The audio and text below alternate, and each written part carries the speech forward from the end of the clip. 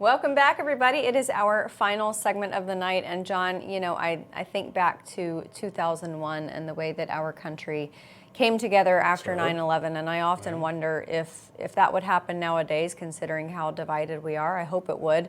But at any rate, next Thursday, President Trump will be at Yankee Stadium. My favorite team. Yeah. Yep, for one of your favorite teams. Yeah. Yep. Yeah. He'll be there. It's hard to believe it's 24 years from that fateful day. It feels to me like it was still yesterday, and I hope the lessons that have happened in the 24 years since then, that bigger government doesn't always make you safer, which I think is one of the sugar pills we fed ourselves after 9/11, that we've learned that. I also just worry that too many, as you and I have talked about this a lot, too many children aren't being taught what happened that day. No. It's been washed away by educators who think it's Islamophobic to teach about what happened that day. We can't. We have to make sure we are on guard for those sort of attacks. And so I think with President Trump calling this much attention at such a high-profile venue, the big game, it'll be good to have that conversation on this 24th anniversary. Well, your newsroom editor, he was talking earlier about how he mentors students, and so many of them, not only were they not born, but they have no idea what happened. They don't know what happened that day. It. Yeah, it's completely oblivious. It is shocking.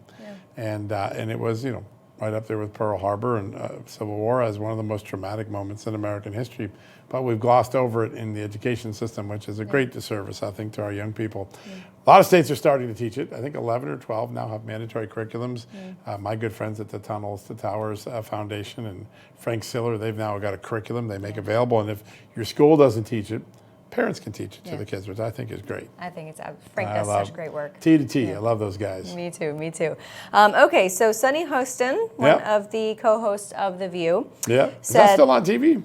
Can you believe it? Wow. I bet you there are a lot of people that voted for Trump that wish that Kamala Harris was still in the White House. I talked to a lot of Trump supporters, and I don't know a single one, but maybe you've spoken to some. I can't find any Democrats that wanted her in there. I don't know. It's, I guess I'm looking in the wrong places. There needs to be an alternative to The View. There needs to be a formidable If I had a TV network, that would be the first thing I would create. I think that would be a really great idea. It's got such potential. And well, who knows? One day maybe we'll go tackle that together. That would be a good fun thing. That would be cool. Yeah, listen, The View has become, it's unwatchable. It's just, unless you're angry and want to get all worked up into greater lather of anger, it's just not worth watching. Yeah. All right, so some enterprising journalists out there decided to go back and count all of Joe Biden's vacation days. Wow. And this is in light of President Trump taking a morning plus part of the afternoon to go golfing. 500, which they assumed he was dead because he went golfing. Of course, yeah. Because what other option could there be? Right, that's right. Not conducting business of the country or anything like that. Now, so what did he find? Joe Biden, 577 vacation days.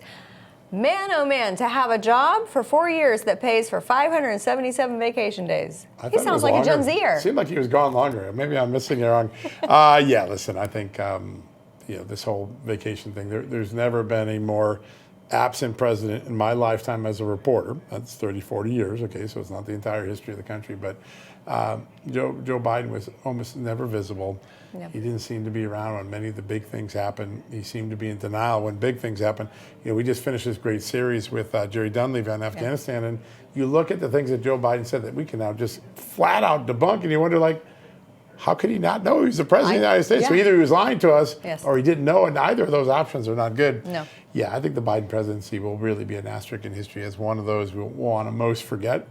And I think we're already forgetting it because so much feels like it's getting fixed quickly. Yeah. I mean, you just talk to people like, all right, so I talk to people, I don't even like Donald Trump's personality. A person will say to me, but I like what he's getting done, and so I got to give him some props. And so I think you're seeing that a lot more. Yeah, and a lot of people say, well, it doesn't, a president can't do that much in 4 years. Yeah. President Biden did a lot of damage to this country in 4 years, but look at what can be done in the next 4 years. We're not even a year in with President Trump. Think about his first 4 months. I know. It was such, it was breathless, the velocity of things that have happened. And I think the next 4 months will be really historic. We're going to figure out whether he can solve Russia and Ukraine, whether he can fix other crime-ridden cities. That's going to be a big part. Whether he can get another big, beautiful bill through the Congress. These are just magnanimous things. And usually a president gets 1 or 2 done. Right. And it's been a good presidency, but he's gone for 20, 30, 40 of these sort of check boxes, and it's pretty remarkable. Big check boxes. For all of Joe Biden's 577 vacation days, plus all of the days that he was supposedly on the job, for each of those days, President Trump spent that day figuring out what he could do when he came back to the Oval Office. So he formulated a plan, and now he's executing the whole team did. I mean, they hit the ground running, and AFPI, America First Policy Institute, right. Susie Wiles, Susie. James Blair, Dan, all the great team that's around him, they were well oiled for day one. They sure were. They sure were. All right, everybody, that's going to do it for us tonight. Look out for more great reporting coming out tomorrow from John Solomon and myself, and that's over on justthenews.com. Everybody, thanks so much for being with us tonight, and we're going to be right back here tomorrow night at 6 p.m. Eastern. Have a wonderful evening. See you then.